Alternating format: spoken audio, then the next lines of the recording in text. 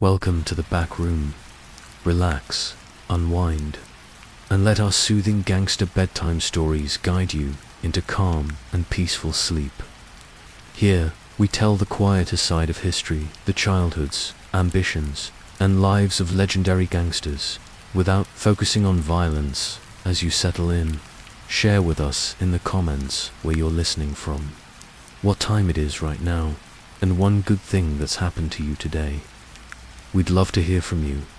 If you enjoy our stories, please like this video to support the channel and subscribe so you never miss a new upload. Your encouragement helps us bring more Mafia bedtime stories to life. Now close your eyes, feel at ease, and enjoy tonight's story. Wishing you peace and the sweetest dreams. In the stillness of a late New York night, a single lamp burned low in a small room above the streets. Its light, dim and golden, stretched across scattered papers, ledgers thick with figures, and the thin wisps of smoke curling from a forgotten cigarette resting at the edge of an ashtray. The hum of the city outside carried faintly through the window, carriage wheels rattling over cobblestones, the occasional shout of a drunkard lingering in an alley. But here, in this hushed room, there was no noise of violence, no clash of knives, no echo of gunfire. Only silence. Only the soft scratch of a pen across paper. At the desk sat Meyer Lansky, his shoulders, not broad or imposing, hunched slightly as he bent toward the numbers. His hands, clean and steady, guided the pen with a precision that suggested both patience and obsession. In those hands there was no threat of brutality. Yet, for all their calm, they were perhaps the most dangerous hands in the underworld. For where others reached instinctively for a weapon, Lansky reached for his ledger. Where others sought blood, he sought balance. Numbers, not bullets, were his chosen arsenal. It is here that his paradox takes shape.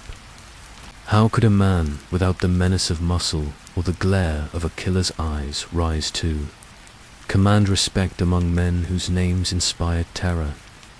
How did this accountant, small in stature, soft in voice, carry such weight in a world where weight was usually measured in violence? The answer lies not in strength, but in perception. Lansky understood something most men did not, that in every empire, whether built from law or crime, numbers whispered truths sharper than any blade. But this quiet scene of ledgers and ink is not where his story begins. To understand Meyer Lansky, one must leave the hush of that office and return to a place filled with noise, heat, and unrelenting hunger. The Lower East Side of Manhattan at the dawn of the 20th century. The streets were alive, though not with wealth. They were alive with struggle. Tenement buildings leaned into one another like weary men, their bricks streaked with soot, their stairwells filled with the cries of children and the smells of meals too thin to nourish. Pushcarts jammed the streets, piled high with cabbages, bread, and fish, their sellers shouting prices in a chorus of accents: Yiddish, Italian, Polish, Russian. Steam from laundries mingled with the odors of horses, damp wood, and the sweat of 100,000 immigrants pressed into too little space.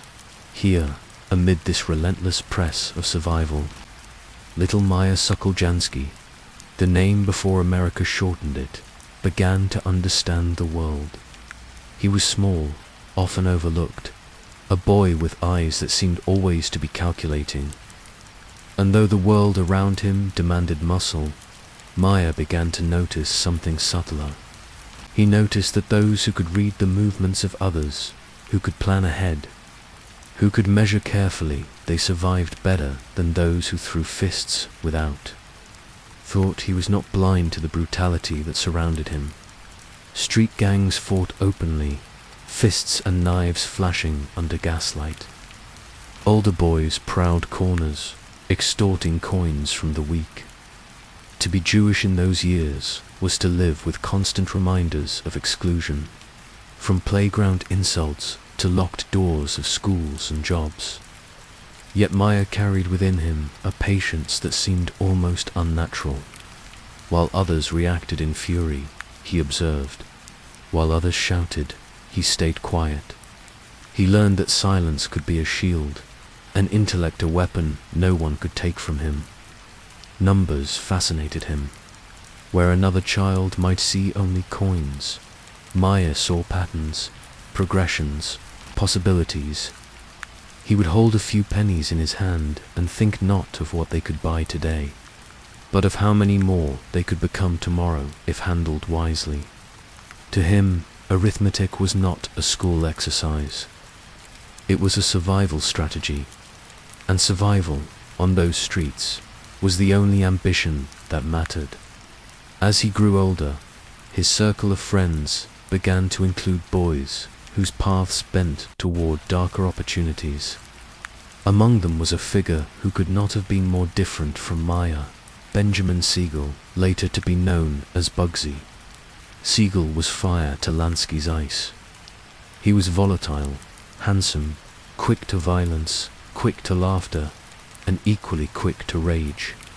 Where Lansky calculated, Siegel acted. Their bond was improbable, yet it carried the logic of opposites.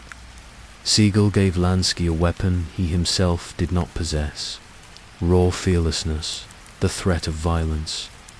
Lansky gave Siegel something Siegel lacked: direction, calculation, purpose.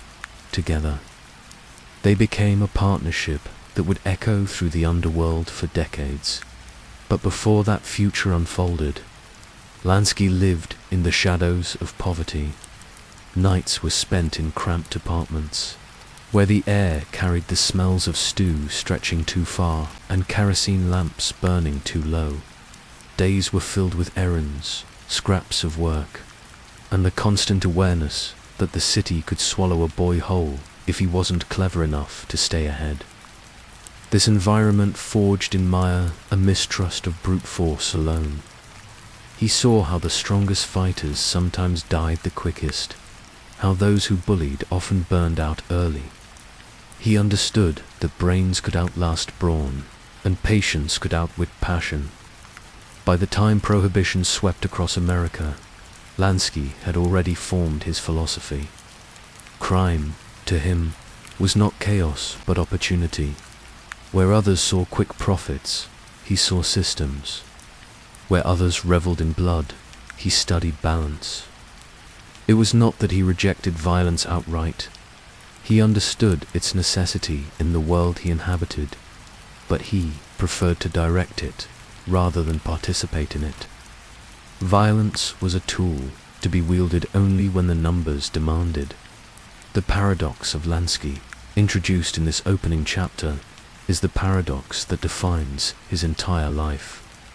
He was both insider and outsider, both feared and overlooked, both central to the mob, and yet somehow apart from its stereotype. His power was invisible, his influence subtle, the quiet man with the ledger who could bring order to chaos. And so, as this chapter closes, we return to that solitary room with the scattered papers and the dim glow of a lamp. Meyer Lansky bent over his figures as the city outside swells with noise and danger. The world believes power lies in fists and guns. Lansky knows better. Power lies in the numbers that no one else bothers to notice. Numbers that whisper in silence, shaping empires. Numbers that never sleep. Numbers that, in the right hands, can make a man untouchable. Word count, 1,000. The Lower East Side of New York at the turn of the century was not a place one simply lived. In it was a place that consumed you, pressed upon you, and reshaped you in its image. Streets teemed with restless bodies, children darting between horse-drawn wagons, mothers shouting in Yiddish, Italian, and Polish, peddlers haggling with voices that cut through the air like knives. The smell was its own orchestra, fresh bread pooled from iron ovens, sweat from laborers just off the docks, coal smoke drifting low and clinging to the skin, the sour temps of pickled fish seeping from shopfront barrels. It was in this world of chaos and hunger that Meyer Lansky came of age, small and watchful, learning that to survive was to listen closely to the currents that others ignored. For families like the Lanskys, survival was a daily wager. Tenement apartments stacked one upon the other like crooked teeth, walls so thin that arguments, lullabies, and coughing fits blended into a single chorus of endurance. Poverty was not a condition, it was an atmosphere, the kind that wrapped around you, clung to your clothes, and marked you before you even spoke. Yet amid this struggle, a different kind of wealth was traded on those streets.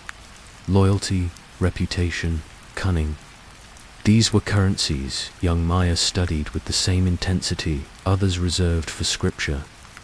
It was here he first crossed paths with Benjamin Siegel, known later as Bugsy, but then simply a wiry boy with a wild spark in his eyes.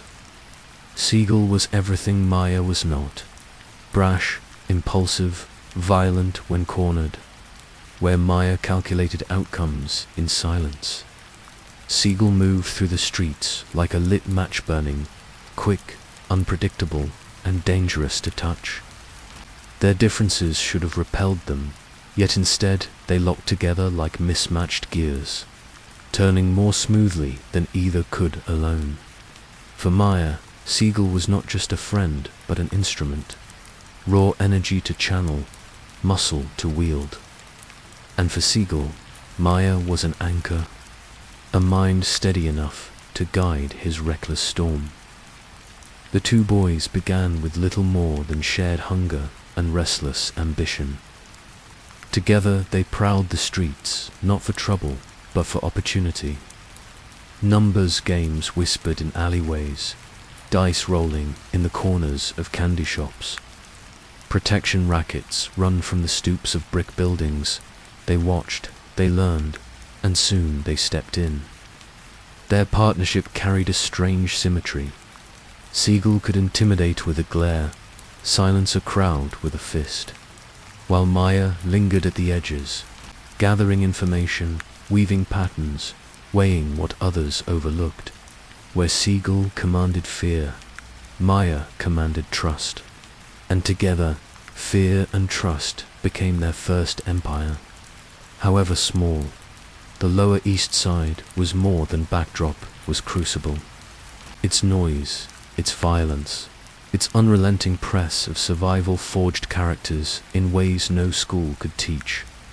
Meyer saw how merchants paid more readily to a boy who spoke softly but carried certainty in his tone. He noticed how small risks, calculated well, multiplied returns in ways that brute force never could. Every street corner became a classroom, every exchange a lesson in power, every betrayal a caution carved into memory. The immigrant experience, with its constant negotiation of identity and survival, hardened him without dulling his precision. He was cautious, deliberate, always thinking to moves ahead in a city that rewarded only those who could adapt quickly. Meanwhile, Siegel embodied the opposite. He thrived on risk, his blood quickened by confrontation, his eyes lighting with a kind of fever when danger drew near. He was the embodiment of instinct over calculation, of raw nerve over patient strategy. But it was precisely this that fascinated Meyer. Where others saw chaos in Siegel, Meyer saw potential. A weapon sharpened not by reason, but by fire. One that, if handled carefully, could cut through obstacles no ledger or soft word could move. And Siegel, in turn, found in Meyer what he had never possessed himself: a guide, a strategist. someone who could transform blind force into lasting power.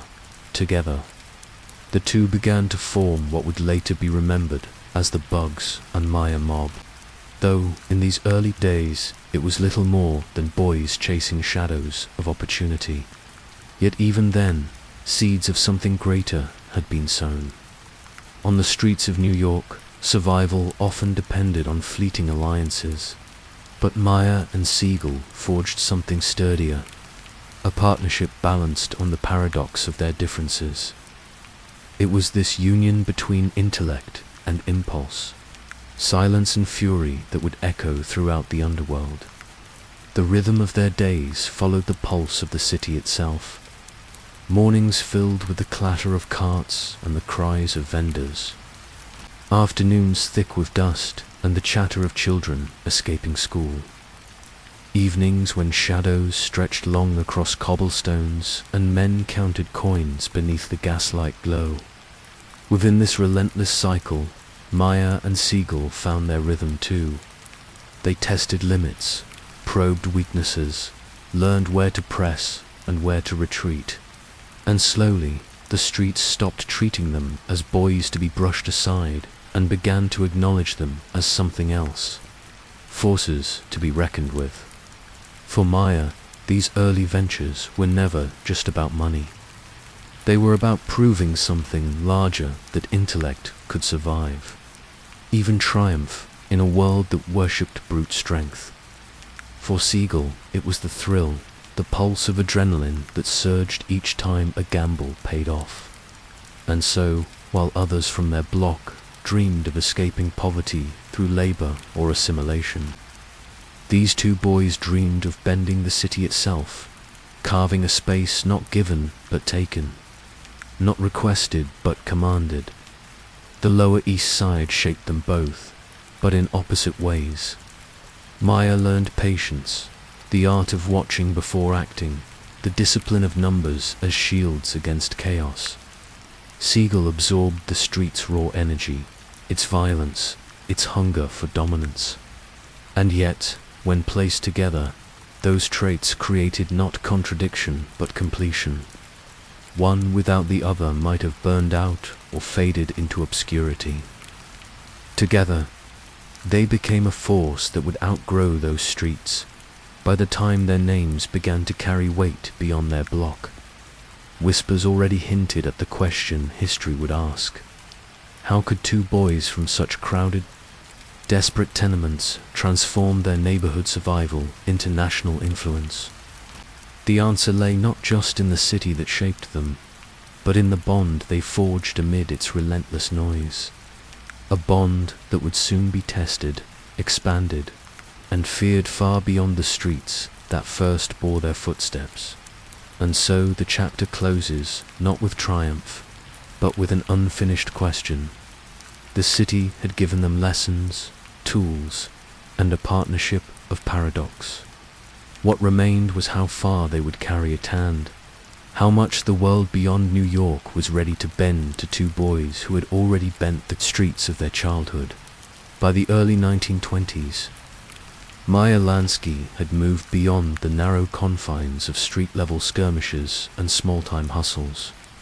The streets of New York had been his training ground, but they were only the beginning. Now, the city's underworld unfolded before him like a vast machine, intricate and unruly, a system of gears and levers that few understood. Lansky, with his quiet mind and measured demeanor, began to perceive the patterns others missed. Where most saw chaos, he saw order waiting to be drawn, hidden in the shifting ledgers of profit and loss, in whispered promises, in the subtle hierarchies of allegiance. It was in these dimly lit backrooms, suffused with smoke and the low murmur of negotiation, that his reputation began to solidify as a gunman or enforcer. But as the architect of the mob's future, the moniker, the mob's accountant, was catchy, but it obscured the depth of his influence. Lansky did more than tally receipts or balance books. He designed frameworks for criminal enterprise with a precision that resembled corporate strategy. He studied the flow of money as one might study currents in a river, tracing each note, each coin, each movement until patterns emerged and possibilities multiplied. He developed ways to funnel illicit earnings into legitimate ventures, to camouflage profits in businesses that appeared above, and to ensure that, even when violence erupted, the machinery of crime remained intact. While others were seduced by immediate gratification, the flash of gold watches, the glint of fast cars, Meyer's approach was quiet, restrained, almost invisible. Wealth, for him, was power, not display. It was not just numbers that defined him, but an uncanny understanding of human behavior. Lansky could read a room the way others read a street sign. He could discern fear from confidence, loyalty from opportunism, weakness from strength. These perceptions allowed him to manipulate the flow of influence without ever raising a hand. Associates came to rely on his judgment, enemies feared it, and allies respected it. In the orchestration of crime, he became the conductor, ensuring that each note struck in harmony with the plan, even when chaos threatened to dominate. The setting of this chapter is crucial. The world Lansky navigated was not glamorous in the conventional sense. Smoke hung heavy in dimly lit clubs and backroom offices, the scent of cheap cigars mixing with the faint odor of whiskey. Soft laughter and the clinking of glasses masked conversations that might seal fates or secure fortunes. It was in this haze that Lansky moved with methodical care, his mind calculating risk and reward in ways that no firearm could. The atmosphere was tense, but measured. Danger existed, but it was woven into the very fabric of negotiation. Rarely overt, yet always present. During this time, Lansky pioneered systems that would come to define organized crime. He created networks of communication, methods of laundering funds, and channels to consolidate power across neighborhoods and cities. Every alliance he forged, every arrangement he mediated, served a larger vision, a criminal enterprise that could function like a legitimate corporation, efficient and enduring. Where violence was once the immediate solution, Lansky taught the language of leverage, the calculus of patience, the quiet accounting of profits, the foresight of transactions, became a shield as potent as any weapon. Yet there was a tension underlying this brilliance. Lansky's strategies, though effective, enabled violence on a scale that would shape American crime for decades. He rarely wielded power directly through force, yet his calculations amplified the reach of those who did. This duality cast a shadow over his achievements. The very systems that brought order to the mob also entrenched its brutality, making it resilient, pervasive, and nearly impossible to dismantle. Admiration for his intellect mingled with unease at its consequences. The quiet man with the pen had become the unseen hand directing a world of chaos, and the question lingered: was he a master of his universe, or merely the architect of its permanence? Despite this, Lansky's restraint became legendary. While contemporaries flaunted ostentation-lavish parties, ostentatious automobiles, jewelry that gleamed in nightclub lights, he moved like a ghost among them. The contrast between him and the more flamboyant figures of organized crime was stark. Others demanded attention. Meyer avoided it. His wealth was quietly invested, dispersed through ventures that appeared innocuous to the untrained eye. In this subtlety lay his strength. He understood that visibility was vulnerability, and that anonymity could be the most effective armor. This chapter, also illuminates Lansky's approach to partnerships and alliances.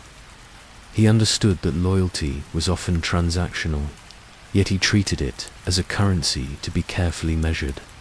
He observed tendencies, motivations, and weaknesses, calculating not only profit, but the sustainability of human relationships within the criminal network.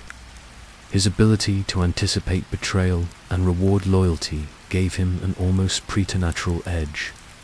It was not brute force that guaranteed survival, but foresight.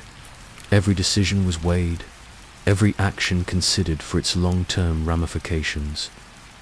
In this way, Lansky transformed criminality from a game of chance into a strategy of inevitability. The narrative pacing here reflects a scent and subtle tension. The world moves with calm deliberation, mirroring Lansky's mind. He is methodical, deliberate, and almost hypnotically patient.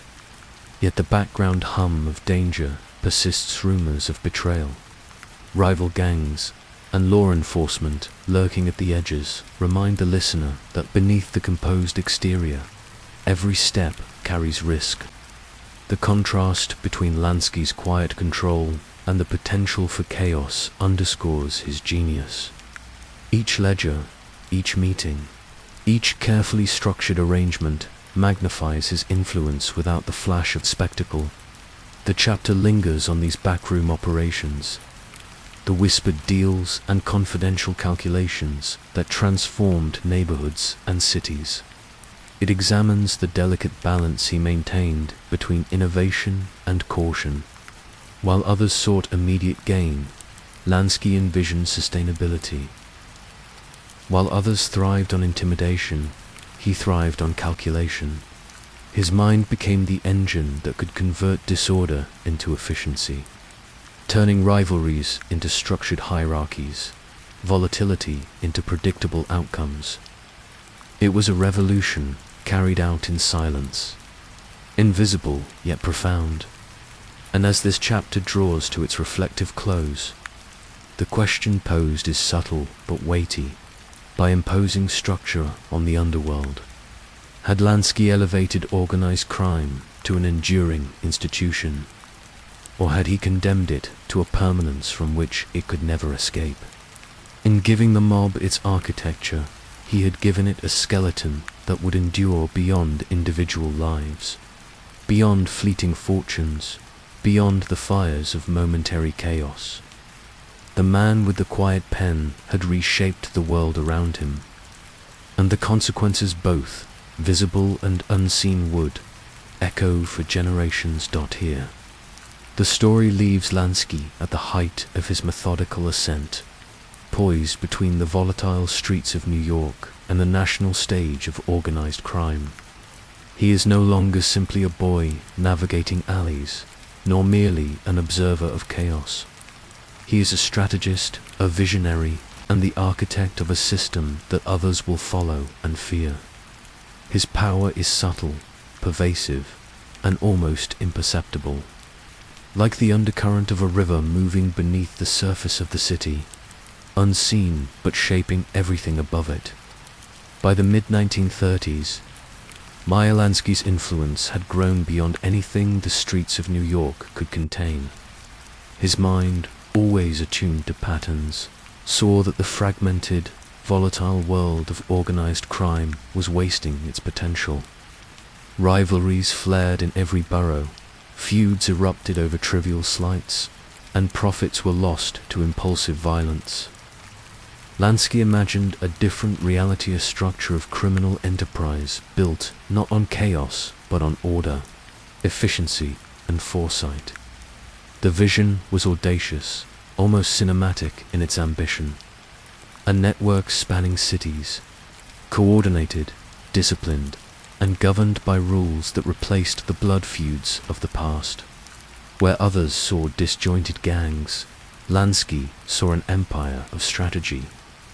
A corporate crime syndicate capable of moving money, influence, and power with the precision of a legitimate institution. Central to this dream was the National Crime Syndicate, a coalition of mob leaders across America who shared not only common goals but also a philosophy of controlled expansion. Lansky, alongside Charles, Lucky Luciano, Frank Costello, and others, sought to replace anarchy with councils, disputes settled not in back alleys but through negotiation and hierarchy.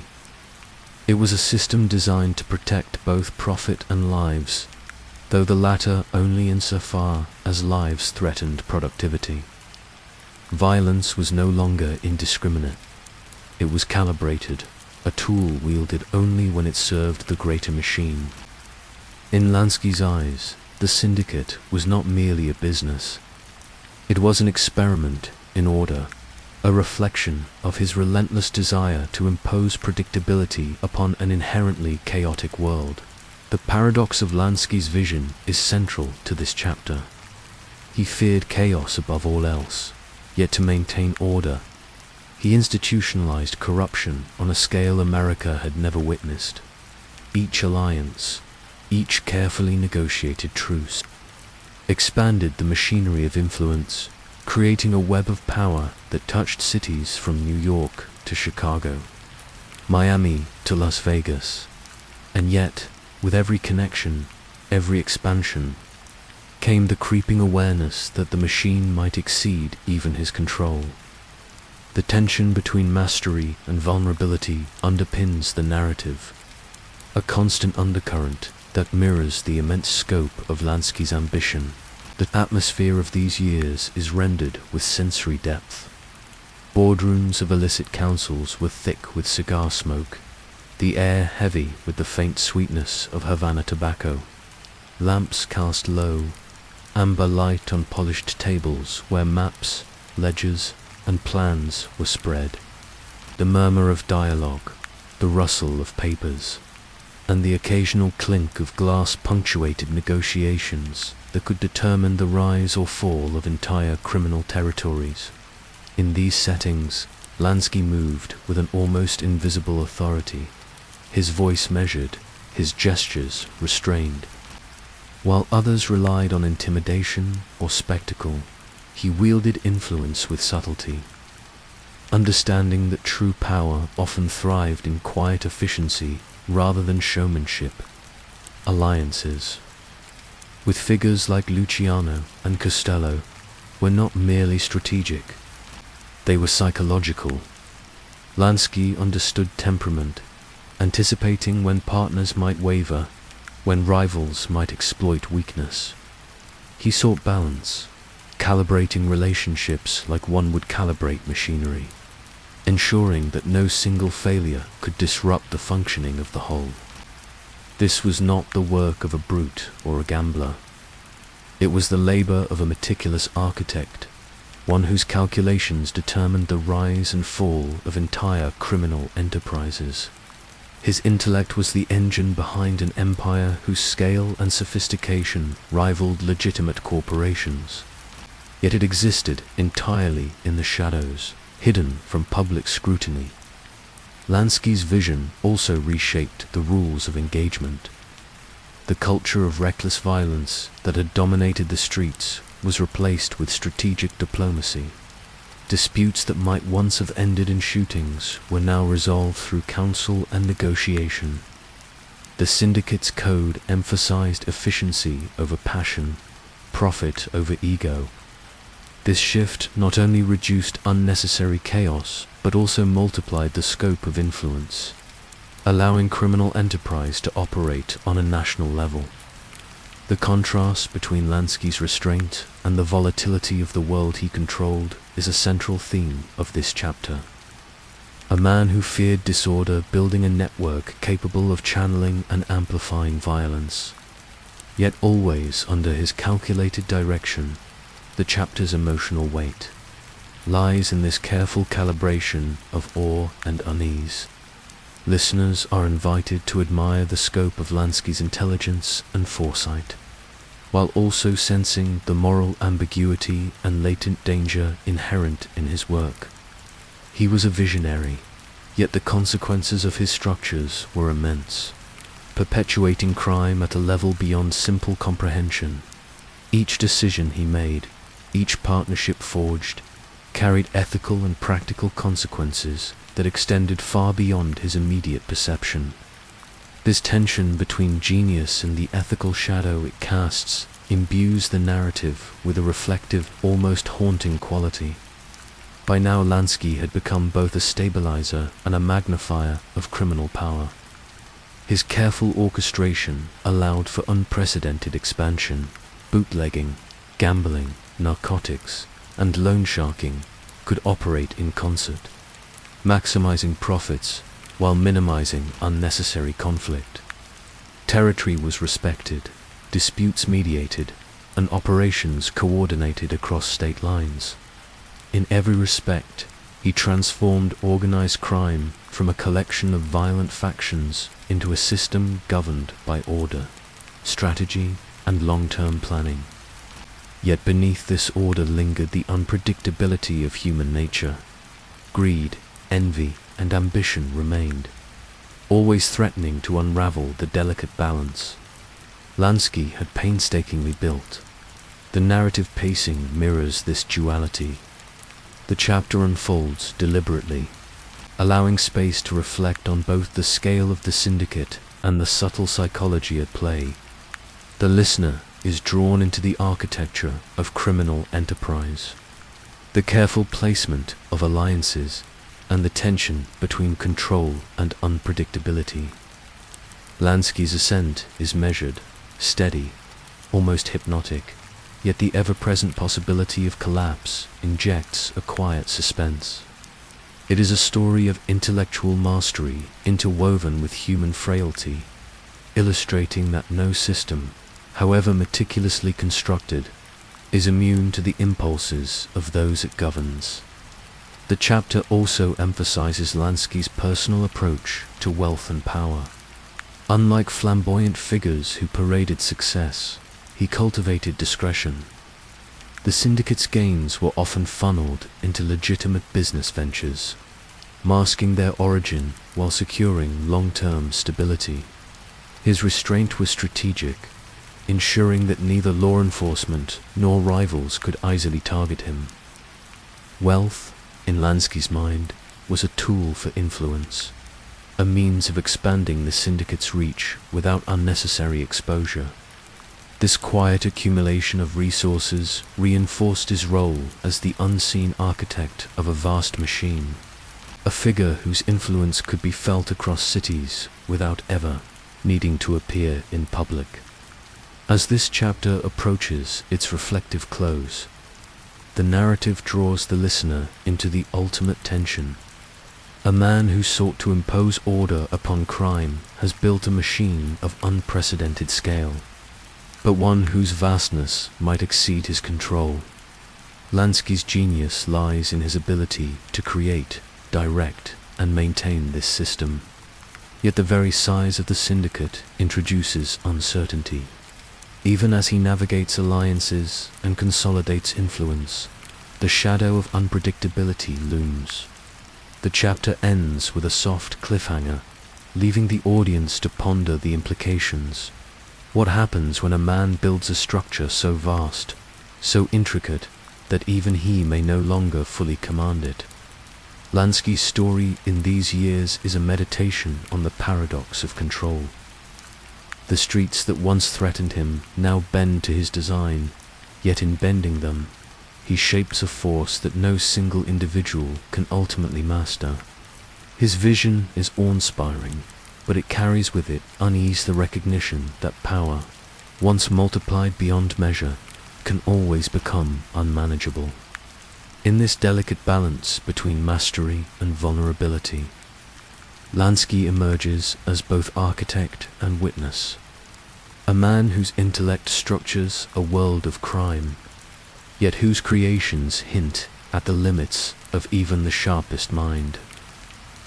The heat of Havana wrapped around the city like a living presence, heavy and humid, scented with salt from the nearby harbor, the sweetness of tropical flowers and the ever-present smoke of cigars. The streets were alive with color and motion, a choreography of music, laughter, and whispered transactions. Neon signs flickered above marble-clad casinos, reflecting in puddles left from brief afternoon rains, while the soft clatter of heels and street carts echoed between the pastel facades of colonial buildings. Here, Meyer Lansky found himself, in a world both intoxicating and deliberate, a place where the rhythm of gambling and the pulse of power intertwined seamlessly. Havana was more than a venture. It was a dream realized in living color. With the tacit cooperation of Fulgencio Batista, Lansky set out to construct a gambling empire unlike any the Americas had seen. Marble floors gleamed under the glare of chandeliers, roulette wheels spun with hypnotic precision, and the soft hum of jazz drifted from gilded bars into smoky corridors. To Lansky, this was not merely crime cloaked in legality, it was the ultimate transformation. Illicit wealth rendered respectable through architecture, spectacle, and performance.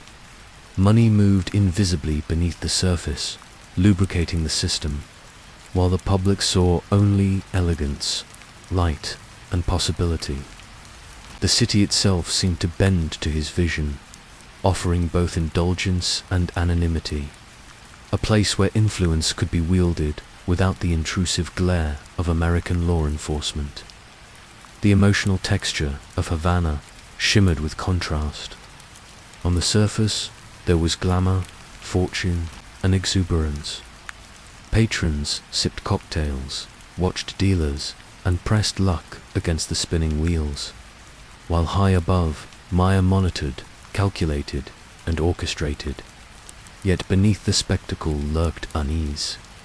Whispers of revolution drifted through Havana's back alleys, and resentment simmered among a population exploited by corruption. The contrast between appearance and reality, beauty and tension, was precisely the duality Lansky thrived upon. He understood that the city's charm and allure were fragile, a veneer carefully constructed yet capable of shattering at the first tremor of instability. Lansky's psychology in these years reveals a man seeking balance between ambition and security.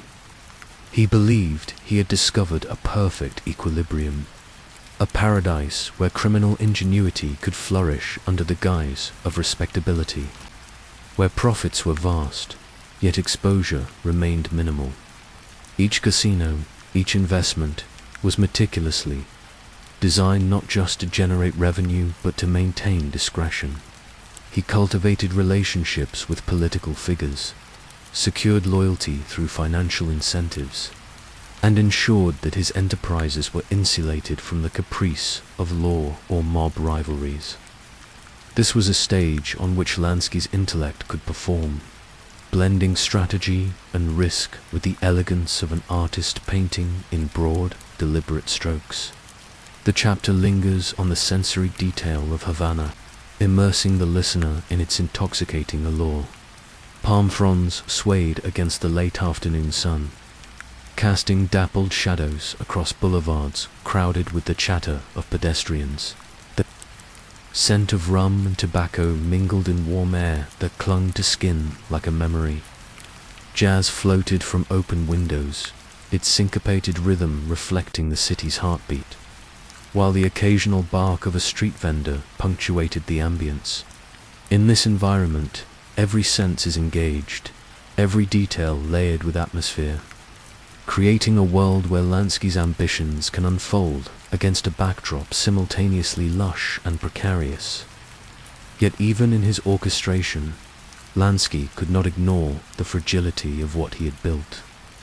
The paradise he curated depended on both wealth and consent of local officials, of business partners, and of a population whose patience could not be assumed. Beneath the marble and neon, beneath the music and laughter, tremors of instability whispered of future upheaval. Lansky sensed it intuitively. Power, even when carefully engineered, exists on a knife edge. His genius was not in ignoring these risks, but in calculating them, positioning his empire to withstand shocks, while acknowledging the delicate balance that held everything in place. The narrative alternates between lush celebration and quiet foreboding, a rhythm that mirrors Lansky's dual existence in Havana. There is awe in the spectacle, the elegance of the casinos, the precision of the operations, the subtle genius in turning vice into spectacle. There is also unease, the knowledge that fortune and influence, no matter how well constructed, rest upon layers of consent and chance. This tension infuses the chapter with reflective weight, encouraging the listener to perceive not just the external brilliance of the city, but the internal landscape of strategy, risk, and anticipation that defined Lansky's experience. Havana's beauty was intoxicating, but Lansky's approach to it was pragmatic. Each investment was meticulously calculated, each decision weighed for both immediate gain and long-term sustainability. He avoided ostentation, preferring discretion over display, invisibility over fame.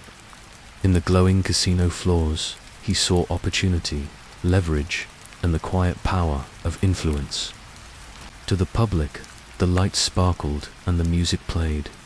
To Lansky, each turn of the wheel, each handshake, and each exchange of currency was a data point, a pattern, a calculated move in a game whose stakes were immense.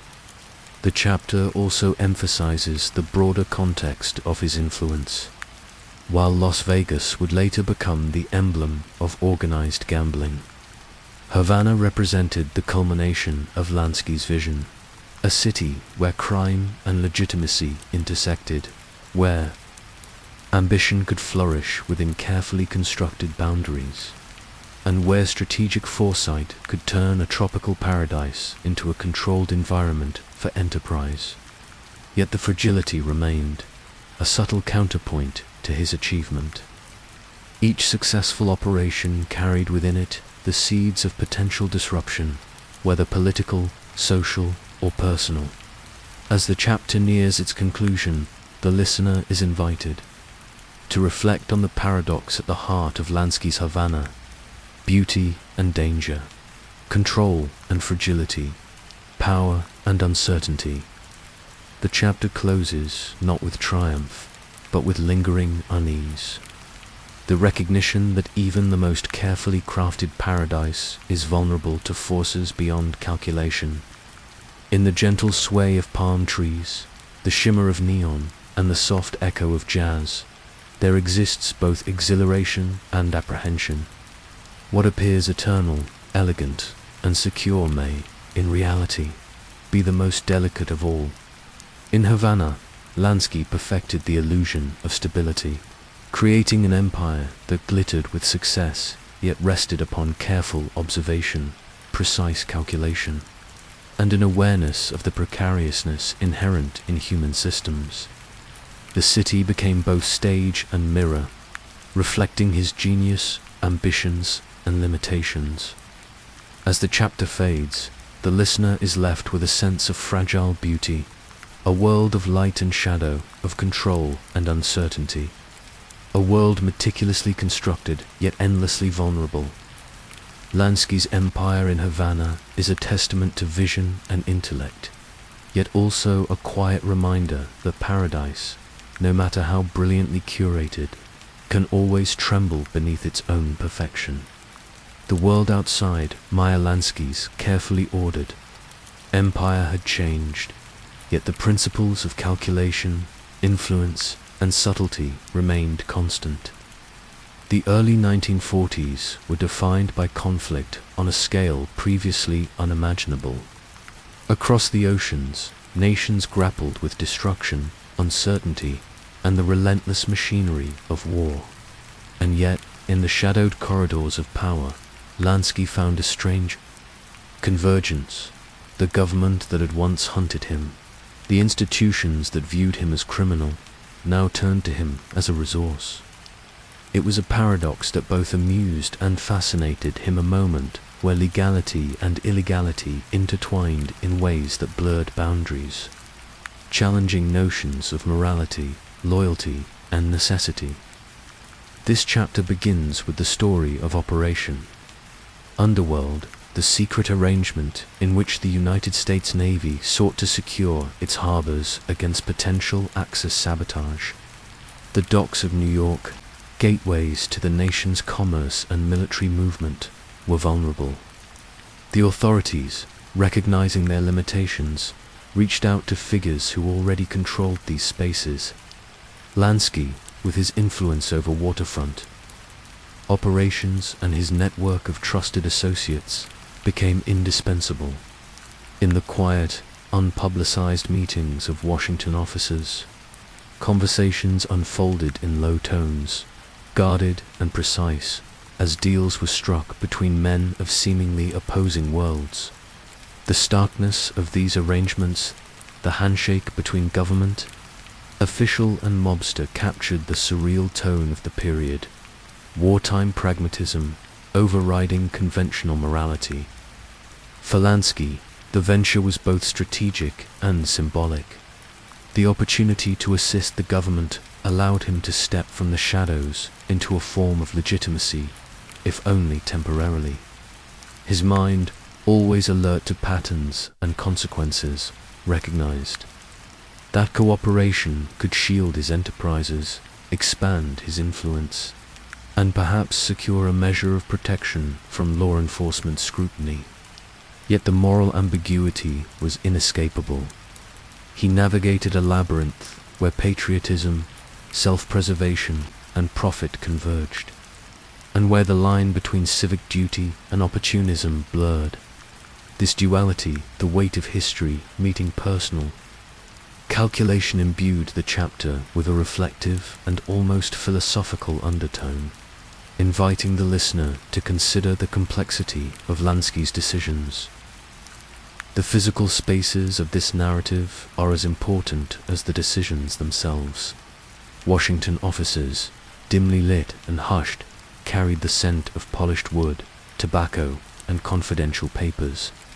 The murmur of aides, the shuffle of feet on carpeted floors, and the occasional clink of a fountain pen punctuated discussions that might determine the security of the nation. Lansky moved among these spaces as he had moved through smoky backrooms in New York and Havana, reading gestures, discerning intentions, and positioning himself with quiet authority. The contrast between the glamour of Havana and the sterile efficiency of government offices underscores the adaptability of his mind, able to operate seamlessly across domains of both crime and power. The chapter emphasizes Lansky's psychological complexity in this period. Did he perceive his role as patriotic, lending his expertise to protect the country of his birth? Or did he see it as another calculated move to safeguard his empire, ensuring that allies and adversaries alike recognized his indispensability? The answer, perhaps, is both. His genius lay in the ability to navigate moral ambiguity, exploiting circumstances without abandoning the discipline and foresight that had guided him throughout his life. This delicate balance between principle and pragmatism defines the narrative tone, reflective, slow, and attentive to the tension that underlies human decisions in extraordinary circumstances. As the operation progressed, Lansky's influence became a quiet, stabilizing force. He coordinated labor leaders, waterfront operators, and local figures, ensuring that the flow of goods, resources, and information remained secure. The work was not glamorous. It required patience, discretion, and the careful management of egos and loyalties. Yet it demonstrated Lansky's capacity to adapt his skill set to an entirely new context, applying the principles of control, calculation, and human observation that had guided his criminal empire to the service of national objectives. The narrative lingers on this duality, The same strategies that had enabled wealth and power now contributed, paradoxically, to the security of a nation at war. The chapter also reflects on the irony embedded in Lansky's wartime role. The mob's accountant, a figure associated with clandestine operations, gambling, and profit, had become, momentarily, a steward of national security. This inversion of identity adds a layer of narrative intrigue, allowing the listener to consider how history often reshapes the boundaries between legality and necessity. The tone remains deliberate and contemplative, emphasizing the quiet tension between the public perception of morality and the private orchestration of influence. Through this lens, Lansky's involvement in Operation Underworld becomes a meditation on adaptability, pragmatism, and the enduring capacity for individuals to occupy multiple, sometimes contradictory, roles in history. Atmosphere is crucial in conveying the complexity of this period. The low hum of government offices contrasts with the vibrant, chaotic energy of Lansky's previous endeavors. Meetings are conducted with whispered precision. Every word, gesture, and glance carries significance. Outside the walls, the city hums with wartime tension. Ships depart loaded with supplies, and the distant thunder of conflict echoes across the Atlantic.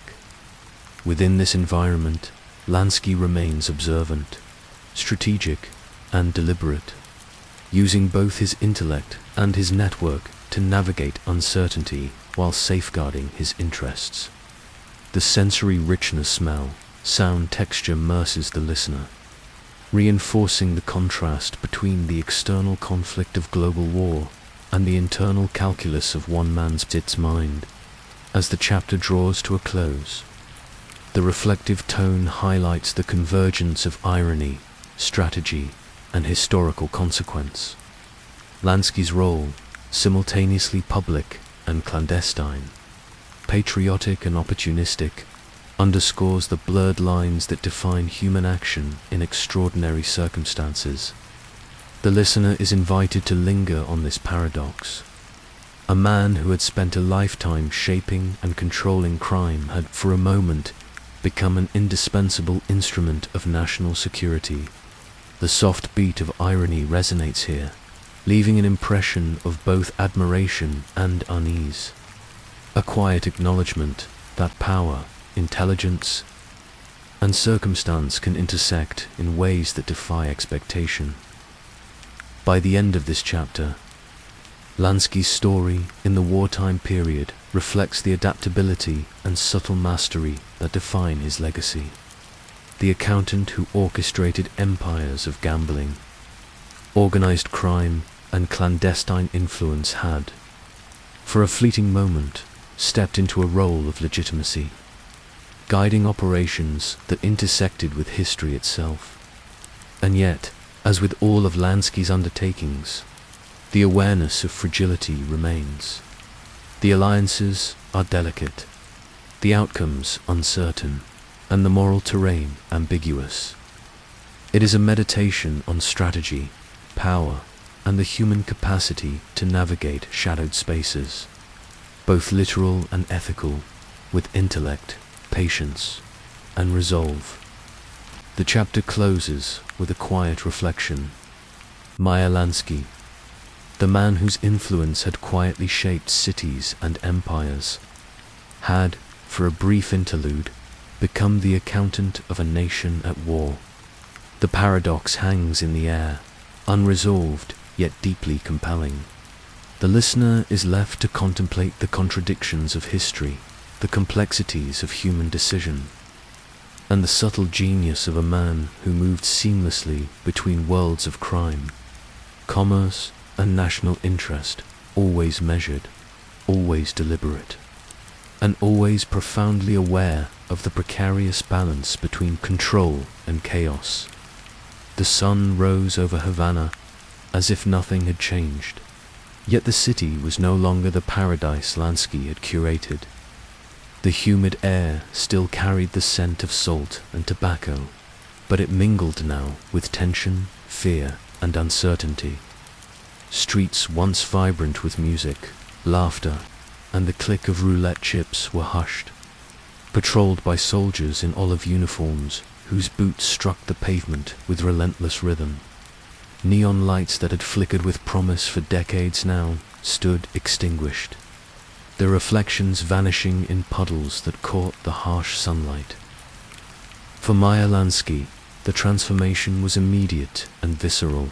The dream of Havana, meticulously built, had collapsed almost overnight. The revolution led by Fidel Castro swept through the city with a precision and fervor that no calculation could predict. Banks were seized, hotels shuttered, and casinos that had gleamed like temples of profit were now abandoned. The marble floors were scuffed and dull, roulette wheels silenced, and poker tables abandoned mid-game, chips scattered like forgotten memories. It was as if the heartbeat of the city had been forcibly removed, leaving only the echo of its former vitality. Lansky, who had believed he had engineered stability, who had relied on political alliances and carefully maintained influence, faced the fragility of human systems laid bare. The ground beneath his empire had shifted, and there was nothing in the world that could restore it to its former shape. The emotional weight of this collapse was not measured solely in money, though fortunes vanished with the revolution. It was a wound of vision, a fracture of belief in permanence. Lansky had imagined Havana as untouchable, a sanctuary where ambition, intellect, and strategy converged to create a seamless, self-sustaining paradise. The city had been a reflection of his mind, controlled, precise, and imbued with beauty and order. To witness its unraveling was to confront a truth that few men of his temperament could endure. Even the most meticulously constructed vision is vulnerable to forces beyond calculation. The chapter emphasizes the psychology of loss, inviting the listener to feel the quiet despair of a man whose intellect, foresight, and meticulous planning could not shield him from history's inexorable momentum. The narrative unfolds in rich sensory detail. Havana's streets, once perfumed with rum and jazz, now echoed with the clatter of boots, the snapping of shuttered doors, and the occasional shout of revolutionaries securing property. The air was thick, almost suffocating with humidity and tension, the sunlight harsh on broken glass and abandoned marquees. In the hotels, once alive with the laughter of patrons and the soft glow of chandeliers, silence prevailed, interrupted only by the distant murmur of political meetings or the hurried footsteps of soldiers inspecting the premises.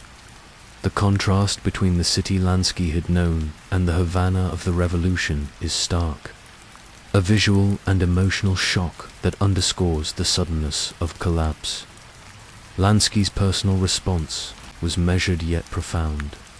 Unlike men who might react with rage or impulsive violence, he approached the devastation with the same calm deliberation that had defined his life. His mind catalogued losses, traced their origins, and assessed their implications for remaining enterprises. Yet beneath this disciplined exterior was the quiet ache of disappointment and grief. Havana had been more than an investment. It was a proof of concept, a living testament to his belief that intelligence, foresight, and strategy could harmonize profit and legitimacy. Its destruction challenged not only his financial acumen, but also his deepest assumptions about control, stability, and permanence. The chapter reflects on the broader implications of Havana's fall. It was not just Lansky's empire that vanished, but a symbol of the limitations of human ingenuity when confronted with revolution, ideology, and social upheaval. The careful orchestration of alliances, the precision of political maneuvering, the elegance of architectural and operational planning, or were swept aside in the fervor of history. Listeners are invited to consider the tension between intellect and circumstance, the ways in which even the most disciplined strategies can be rendered impotent by forces that operate beyond calculation. It is a meditation on fragility, unpredictability, and the sobering truth that no empire, however cleverly engineered, is immune to upheaval. The narrative pacing mirrors this emotional weight. Each scene unfolds slowly, allowing reflection on the loss, the shifting atmosphere, and the contrast between past grandeur and present desolation. Attention is paid to the subtle interplay of sound and light, the extinguished neon signs, the dull echo of boots on cobblestones, the whispers of the displaced, and the distant hum of a city being rewritten. These sensory details serve to immerse the listener, drawing them into a world that is both tangible and symbolic, a cityscape of beauty, control, and now, irrevocable change. The chapter also emphasizes the quiet tragedy of human ambition. Lansky's genius had always relied on the assumption that systems could be designed, managed, and maintained. Havana had been his ultimate system, the embodiment of strategy and foresight applied to both crime and commerce. Its destruction is a meditation on the limits of control, the vulnerability inherent in any human endeavor, and the humbling reminder that even the most brilliant minds are subject to history's tides. In this sense, the fall of Havana is not merely an external event, but a deeply personal reckoning, a narrative that underscores the tension between intellect and circumstance. Amidst the loss, Lansky's character remains quietly resilient. He assesses, recalculates, and begins to shift focus to other ventures, including the emerging opportunities in Las Vegas. Yet the shadow of Havana lingers, a symbol of what can vanish in an instant, regardless of careful planning or influence. The chapter dwells on this interplay between foresight and unpredictability, crafting a mood that is mournful but also reflective, allowing the listener to inhabit both Lansky's mind and the haunted, empty spaces of a city once alive with promise. The chapter closes with a lingering reflection on the paradox of vision and fragility. Lansky, whose intellect had orchestrated entire criminal empires, faced the undeniable truth that revolutions cannot be calculated, no matter how meticulous the preparation. The neon lights may be dark, the marble floors empty, and the roulette wheels stilled, but the lesson endures. Even the sharpest mind cannot predict or contain the full sweep of history. The chapter ends on this quiet but powerful note, leaving the listener with a sense of loss, reflection, and the sobering weight of impa, M-A-N-E-N-C-E, in Havana. Lansky had glimpsed both the heights of possibility and the fragility of human endeavor. The chapter invites contemplation of ambition, resilience, and the limits of control, evoking a world that is vivid, tactile, and emotionally resonant. It is both elegy and meditation, a slow, reflective journey through the collapse of a dream that once shone as brightly as the tropical sun. Now extinguished by forces beyond calculation, the twilight of Meyer Lansky's life unfolded not in the glare of neon lights or the smoke-filled rooms of Havana and New York, but in the muted corridors of exile and uncertainty. He carried with him the remnants of a vast empire, a mind honed by decades of calculation, influence, and foresight, yet now confronted with a world that no longer had a place for him. The streets he once commanded were distant memories. Allies who had once moved at his signal were dead, imprisoned, or scattered. Lansky faced not bullets or rival gangs, but the slow erosion of relevance, the relentless scrutiny of governments on both sides of the Atlantic, and the quiet, pervasive weight of isolation, seeking refuge. He turned toward Israel, invoking the law of return in the hope that his Jewish identity would provide a sanctuary. It was a calculated move, one that reflected both his intelligence and his instinct for survival. Yet the reception was not what he had imagined. The nation he had believed would offer asylum rejected him, denying permanent citizenship. The humiliation cut deeper than any financial loss or territorial defeat. Here, Lansky's vulnerability became visible, a rare glimpse of the man behind the calculated facade. The rejection was not only bureaucratic but personal, a reminder that even brilliance, influence, and past service could not secure a home when history, politics, and circumstance refused to bend. The chapter lingers on intimacy and introspection, painting Lansky as an old man, still sharp, still attentive to the minutiae of control, yet increasingly wearied by the relentless pressure of survival. Hotel rooms became temporary cells, each window a frame for a world moving on without him. The quiet shuffle of legal papers, the persistent knock of investigators, and the distant footsteps outside doors created an atmosphere thick with paranoia. Lansky moved through these spaces like a shadow of himself, observing, calculating, and measuring risks, aware that one misstep could undo the fragile freedom he retained. Each day was a negotiation with history, a struggle to reconcile past mastery with present limitation. Despite the erosion of his empire, Lansky's mind remained formidable. He continued to manage what remained of his affairs, monitoring allies, tracking investments, and anticipating threats with a precision honed over decades. The chapter emphasizes the contrast between physical exile and mental acuity, illustrating a man whose intellect could navigate labyrinths of danger and legality even as his physical freedom narrowed.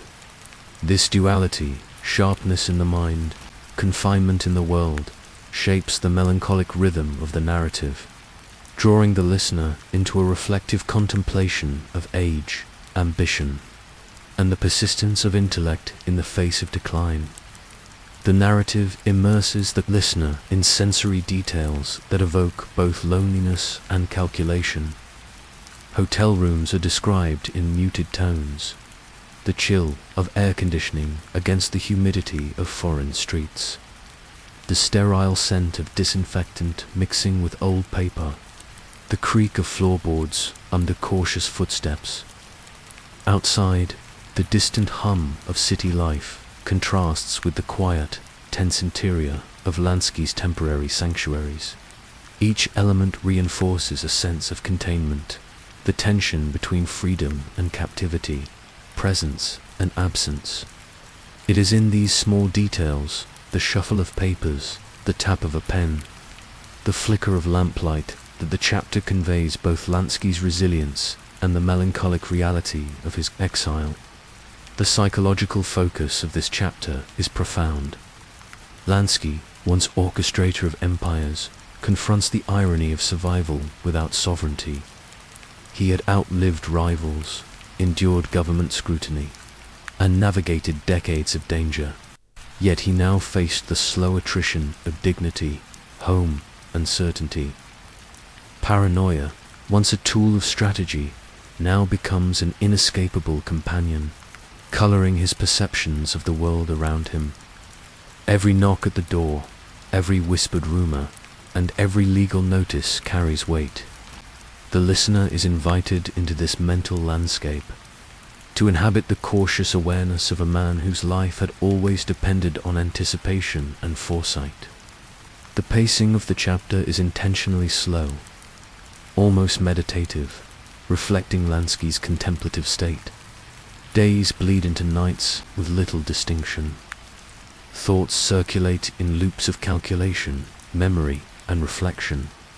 The narrative allows space for reflection, pauses that give the listener time to inhabit the quiet desperation and enduring sharpness of a life lived at the intersection of genius and danger. There is no rush, no sensationalism, only the steady unfolding of a human experience defined by both remarkable intellect and profound isolation amid the melancholy. The chapter acknowledges Lansky's enduring resilience. Despite exile, legal scrutiny, and the loss of empire, he remains a survivor. A man who has endured the collapse of cities, fortunes, and alliances. The listener senses a quiet dignity in his persistence, a refusal to succumb entirely to circumstance. His mind remains an instrument of influence, capable of navigating complex networks, evaluating risk, and maintaining some measure of control over the fragments of a once vast empire. This resilience is not triumphant in a conventional sense. It is subtle, reflective, and profoundly human. The chapter also explores the irony and poignancy of Lansky's final years. He lived in a world that no longer needed him, yet his presence remained impactful, a testament to the reach of intellect, strategy, and ambition. The exile underscores the limitations of power, reminding the listener that no matter how extensive influence may be, it is always subject to external forces beyond calculation. The narrative closes with a sense of quiet reflection. Lansky, ever the accountant, strategist, and observer, outlasted adversaries, navigated empires, and endured the tides of history, yet found himself without a home, a symbol of the paradox of survival without sanctuary. As the chapter fades, the atmosphere remains intimate and contemplative. The listener is left in the stillness of Lansky's exile, feeling the weight of years, the shadows of loss, and the enduring sharpness of a mind shaped by decades of cunning and calculation. The story closes not with triumph or despair, but with a reflective note on the nature of power, identity, and human resilience. A man who shaped the world in his image, yet could not ultimately shape a place for himself within it. In this final chapter, Lansky's life is distilled into its essence: intellect, strategy, resilience, and the quiet melancholy of exile. The narrative invites the listener to inhabit the shadows of his later years, to feel the tension between control and vulnerability, and to reflect on the irony that even the most brilliant minds must sometimes confront the limits imposed by history, circumstance, and mortality.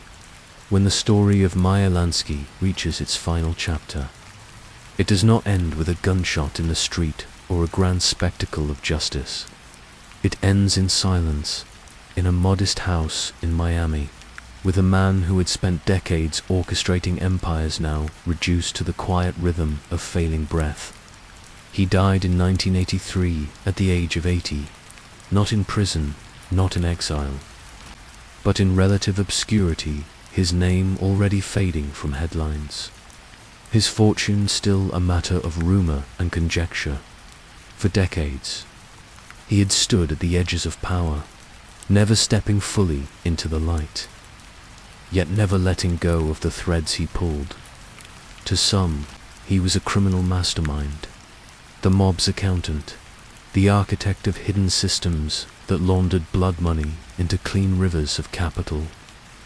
To others, he was merely a quiet figure who gave order to chaos, a man who preferred arithmetic to violence, patience to bravado.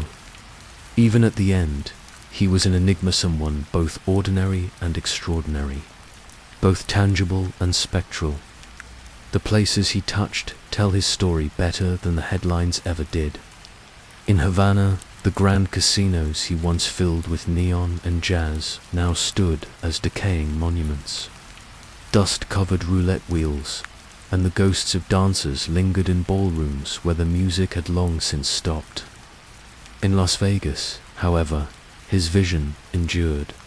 The Strip burned brighter than ever, each tower of glass and light a living echo of his once quiet insistence that gambling could be transformed into a legitimate empire. He had sown seeds there not just of crime, but of permanence, an entire city that glittered because he had understood its potential before anyone else. But perhaps his most enduring creation was not a place at all.